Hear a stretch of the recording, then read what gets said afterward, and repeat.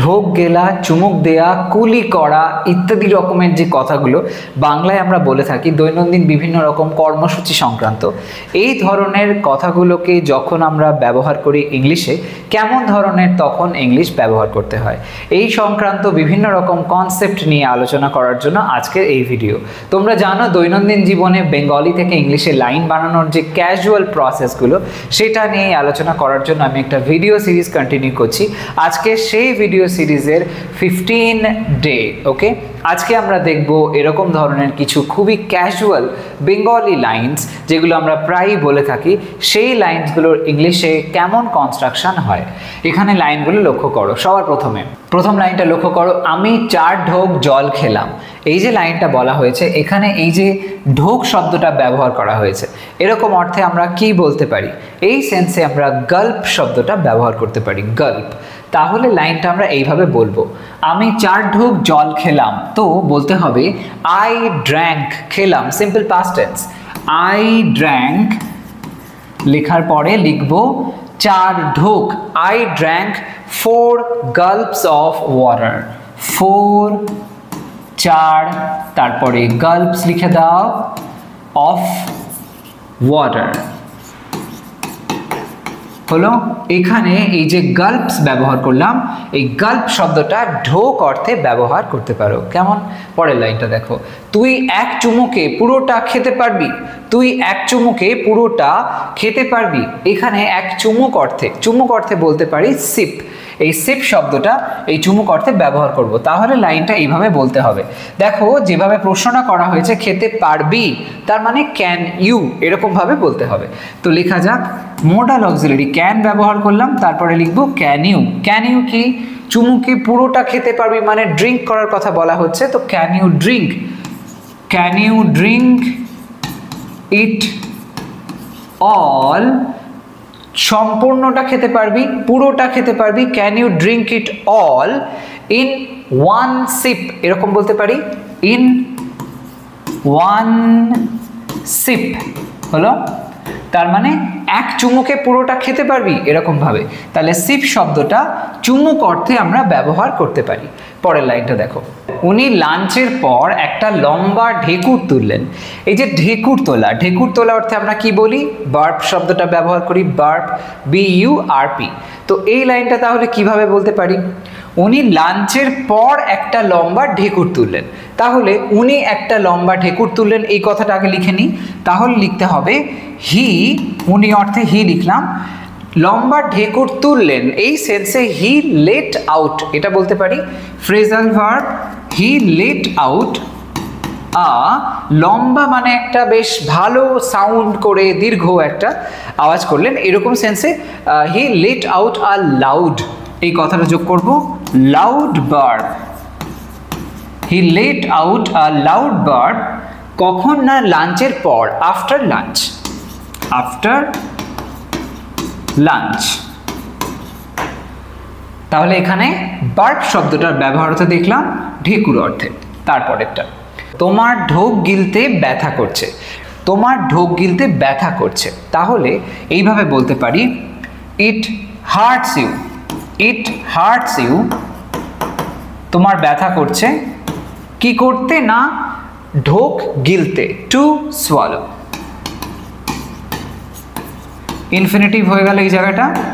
তো এখানে সোয়ালো হলো সেই সেন্সটা যেটা ঢোক গেলা অর্থে ব্যবহার হয়।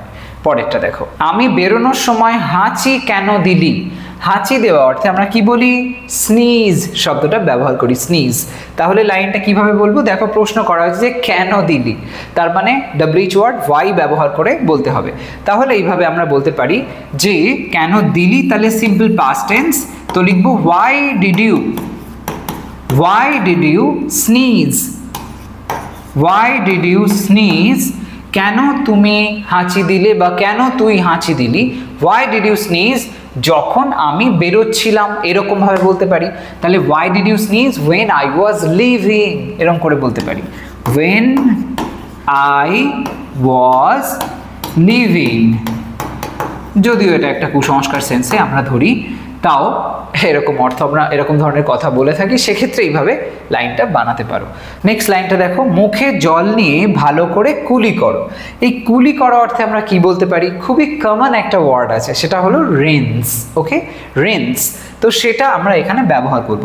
দেখো লাইনটা ইম্পারেটিভে আছে, অর্থাৎ এটা একটা ইনস্ট্রাকশন দেওয়া হয়েছে যেখানে সাবজেক্টটা কিন্তু লেখা নেই। তো সেই সেন্সে আমরা ভার্ব দিয়ে লাইনটা শুরু করব। সবার প্রথমে লিখবো রিন্স। রিন্সের পরে কি? তোমার মুখ বলতে হবে, তোমার মুখ তুমি ধুয়ে নাও, কুলি করো, এরকম সেন্সে রিন্স ইয়োর মাউথ এটা লিখতে হবে। রিন্স ইয়োর মাউথ ভালোভাবে, তাহলে কি বলতে পারি? প্রপারলি কথাটা জুড়ে দিতে পারি। Rinse your mouth properly. Properly জল দিয়ে ধুয়ে নাও, তো মুখে জল নিয়ে ভালো করে কুলি করো, এই সেন্সটা চলে আসবে যদি আমি জুড়ে দিই উইথ ওয়াটার এই কথাটা। Rinse your mouth properly with water হলো। তাহলে এখানে রিন্স শব্দটা দেখলাম যেটা কুলি করা অর্থে ব্যবহার করা হয়। তারপরেরটা দেখো, কানের মধ্যে কি একটা সুরসুর করছে। এই যে বলা হয়েছে সুরসুর করছে, এরকম সুরসুর করা সেন্সে ব্যবহার করতে পারি টিকল শব্দটা, টিকল। তো এখানে কি একটা সুরসুর করছে মানে কিছু একটা সুরসুর করছে এরকম সেন্সে, তো সামথিং কথাটা এখানে কিন্তু এই অর্থ অনুযায়ী ব্যবহার করা যেতে পারে। তো সামথিং,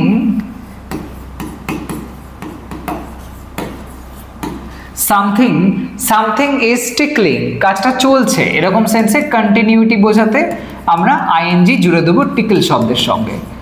সামথিং ইজ টিকলিং, কিছু একটা সুরসুর করছে, কোথায় না? কানের মধ্যে। ইনসাইড মাই ইয়ার, ইনসাইড মধ্যে, মাই ইয়ার দিয়ে নোট অফ এক্সক্লামেশন দিয়ে দাও। তাহলে এখানে টিকল শব্দটাকে আমরা দেখলাম ব্যবহার হতে, যেটা সুরসুর করা সেন্সে আমরা লিখতে পারি। নেক্সট লাইনটা দেখো, তুমি মিচকে মিচকে হাসলে কেন?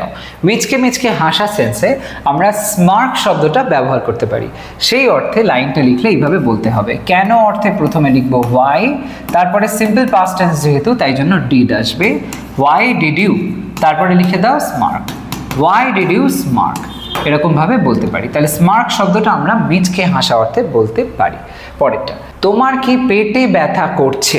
এই যে পেটে ব্যথা করা, এরকম সেন্সে স্টোম্যাক শব্দটার সাথে এক জুড়ে স্টোম্যাক এক, এটার তোমরা ব্যবহার করতে পারো। তো সেই সেন্সে লাইনটা আমরা এরকমভাবে বলতে পারি যে তোমার কি পেটে ব্যথা আছে, তোমার কি পেটে ব্যথা করছে, এরকম সেন্সে do you have a stomach ache, এরকমভাবে বলা যেতে পারে। Do you have a stomach, এর সাথে এক কথাটা জুড়ে দাও, যেমন হয় হেডেক সেরকম স্টোম্যাক এক হলো। Do you have a stomach ache. পরেরটা, আমার পিঠটা একটু চুলকে দিবি। এই যে কথাটা পিঠটা একটু চুলকে দেওয়ার কথা বলা আছে, এই সেন্সে কি বলা যায়? তখন বলতে পারি স্ক্র্যাচ শব্দটাকে। ওকে, স্ক্র্যাচ। তো এখানে লাইনটা এইভাবে আমরা বলতে পারি। প্রশ্ন করা হয়েছে দিবি, উইল ইউ ফিউচারে বলা হয়েছে, তো will you scratch my back a little. Will you scratch my back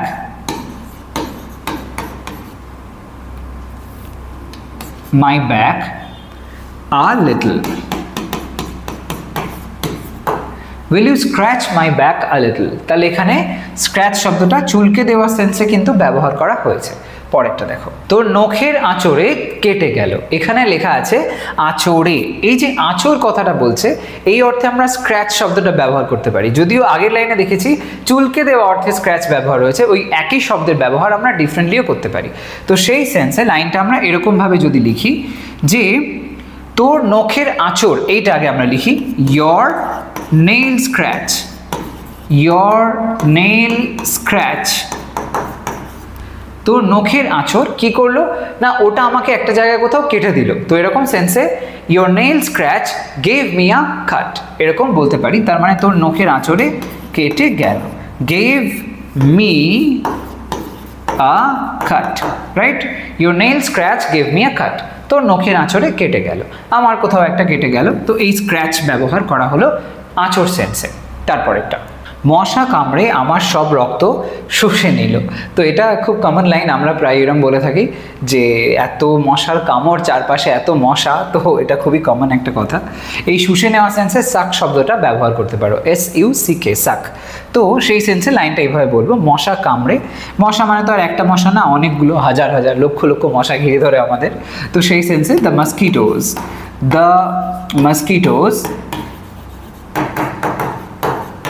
মস্কিটোজ কি করছে না, আমার সব রক্ত শুষে নিল। The mosquitoes sucked all my blood. কামড়ে সেন্সটা আর লেখার দরকার নেই, ওটা এই সাক শব্দটার মধ্যে দিয়েই কিন্তু চলে আসবে। The mosquitoes sucked all my blood, মশায় আমার সব রক্ত শুষে নিল, এই সেন্সে। তো এখানে সাক শব্দটা ব্যবহার হতে দেখলাম এই শুষে নেওয়া সেন্সে, হলো। তো এরকম বিভিন্ন রকমভাবে দৈনন্দিন জীবনে এরকম খুব ক্যাজুয়াল কিছু কথা আমরা ইংলিশে কিন্তু ইজিলি বলতে পারি। অবশ্যই ট্রাই করো, খুব স্মার্ট সাউন্ড করবে। কোথাও কোনো কনফিউশন থাকলে কমেন্ট সেকশন অবশ্যই জানিও। ভিডিওটা যদি ইনফরমেটিভ মনে হয় তাহলে একটা লাইক করতে ভুলো না, শেয়ার করো সমস্ত ফ্রেন্ডসের মধ্যে। আর চ্যানেলটা এখনও সাবস্ক্রাইব না করে থাকলে ডেফিনেটলি করে নাও, কারণ এই ধরনের ইনফরমেটিভ ভিডিওস তোমরা আমার চ্যানেল থেকে পেতেই থাকবে। আজ তবে আসি, সবাই ভালো থাকো, সুস্থ থাকো, বাই বাই।